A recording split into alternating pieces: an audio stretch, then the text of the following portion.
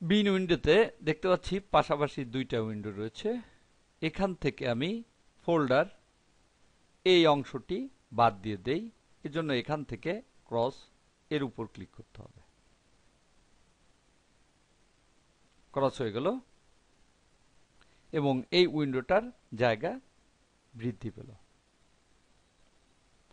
পুনরায় যদি আমি এই ফোল্ডার উইন্ডোটাকে আনতে চাই, তাহলে উপরে যে টুলবার রয়েছে এখান থেকে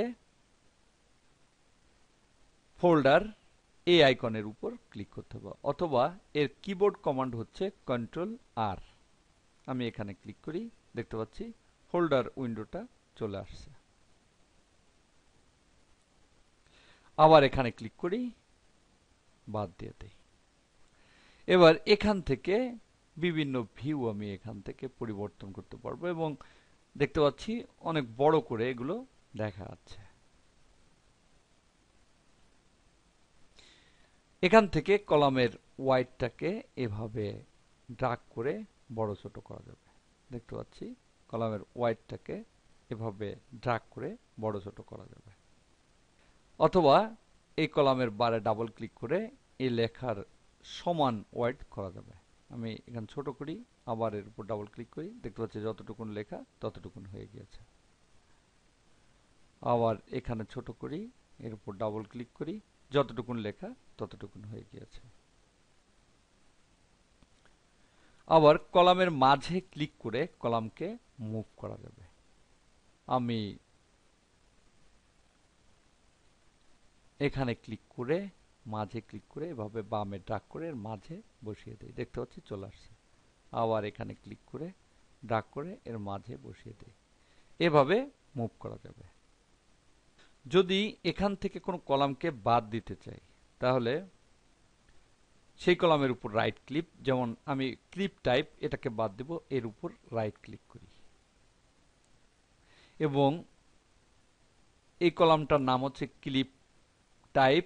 এখানে দেখতে পাচ্ছি ক্লিপ টাইপ, এখানে টিক চিহ্ন রয়েছে, অর্থাৎ যেগুলো টিক চিহ্ন রয়েছে সেই কলামগুলো এখানে রয়েছে, যেগুলো টিক চিহ্ন নেই সেগুলো এখানে নেই।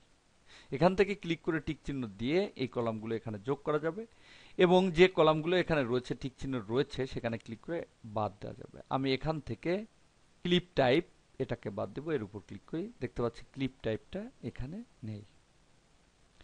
এখানে আমি কমেন্টস নামের যে কলামটা রয়েছে সেটা আনতে চাই, তাই এখানে ক্লিক করি এবং এখান থেকে কমেন্ট এর উপর ক্লিক করি, দেখতে পাচ্ছি কমেন্টের যে কলামটা সেটা এখানে যোগ হয়েছে। শুধু একটা ক্লিপে আমি কমেন্ট দিয়েছিলাম দিস ইজ হিল ভিডিও, দেখতে পাচ্ছি সেই কমেন্টটা এখানে চলে আসছে। অনেক ক্লিপের মধ্য থেকে এখন আমি সহজে এটাকে শনাক্ত করতে পারছি,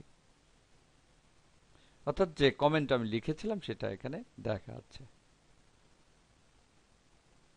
এখানে যদি কোনো কলামকে আমি শর্ট করতে চাই, যেমন ডিউরেশন, এটা ডিউরেশন অনুযায়ী আমি শর্ট করতে চাই, তাহলে কলাম নেমের উপর ক্লিক করি। ক্লিক করলেই দেখতে পাচ্ছি ছোট, এরপর আস্তে আস্তে বড় দিকে গিয়েছে, অর্থাৎ একটা অটোমেটিক্যালি শর্ট হয়ে গিয়েছে।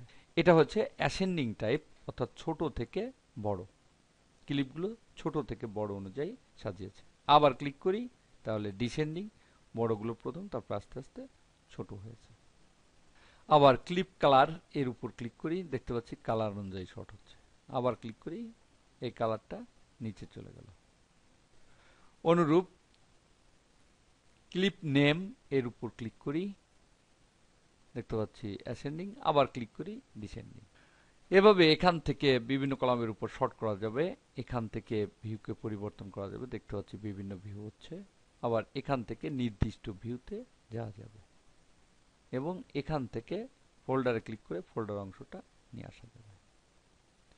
এভাবে এই বিন উইন্ডোকে বিভিন্নভাবে সাজানো যাবে।